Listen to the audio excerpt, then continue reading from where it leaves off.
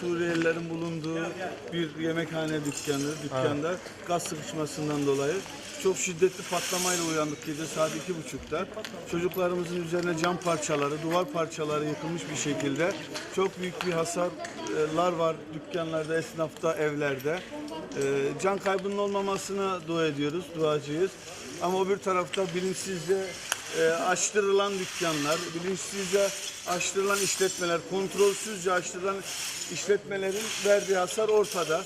Bu adamlar buraya dükkan açtılar ama kimse gelip kontrol etmedi. Ruhsatları var mı kimse bilmiyor. Tek tesellimiz can kaybının olmaması. Bütün esnaflara geçmiş olsun diyoruz. Neyden oldu belli mi? Gaz kaçağından olduğu söyleniyor. Gaz sıkışmasından dolayı patlama. Ama daha kesin değil. Ama böyle büyük Daha bir kesin bir gürültüyle şey yok ilk defa duyduk. Çocuklarımız yataklarından uyandı.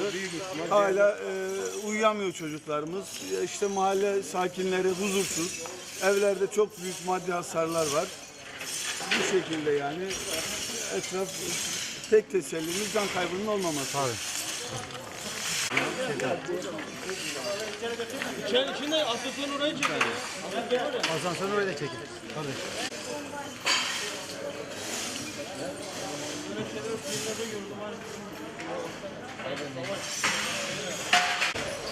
Saat 2.30.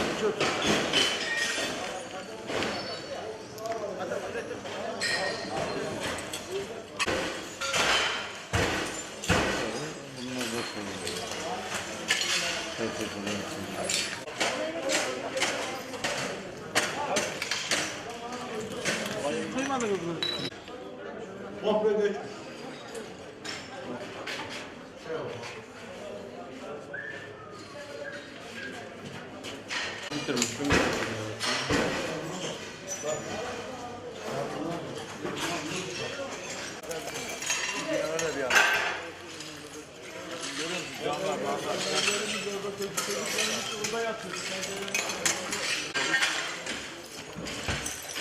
Ona kadar hep böyle. Evlerin içindeki kaplar bile takılanlar.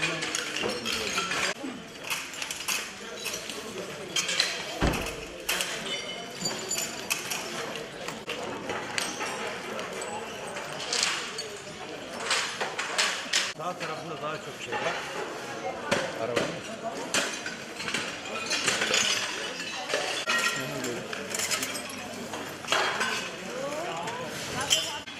Arabanın sağ tarafını al. Sağ tarafında var.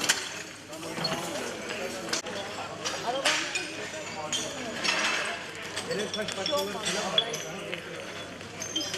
İşte falan çok perişan bir şey. Gece gelen mi olmuş? Başka bir mi olmuş?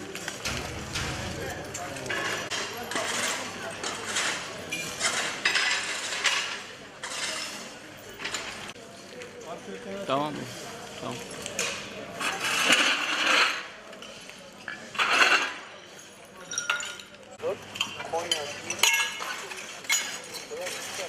O eldivenlere güvenmeyin fazla. O eldivenlere güvenmeyin fazla.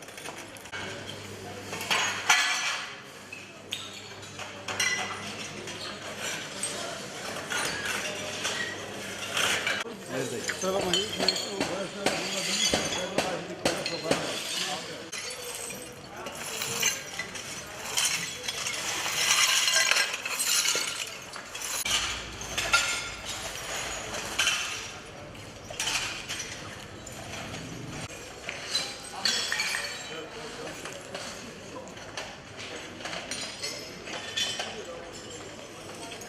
Saat 2.30'da oldu.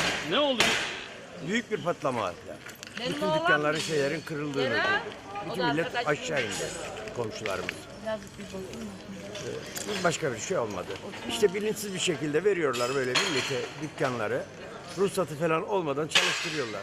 Bu Suriyeliler başımıza ceza oldu burada. Yani.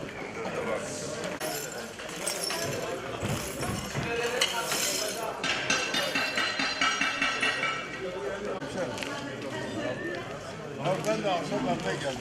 Memlekette Diyarbakır'da. Ben nasıl oturup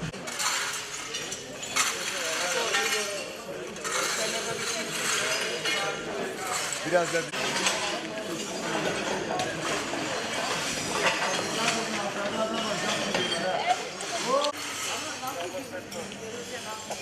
Mahvolmuş ortalık ya.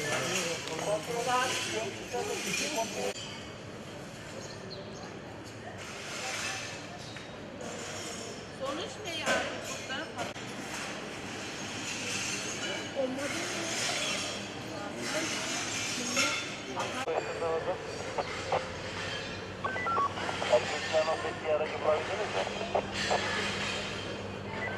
Doğru.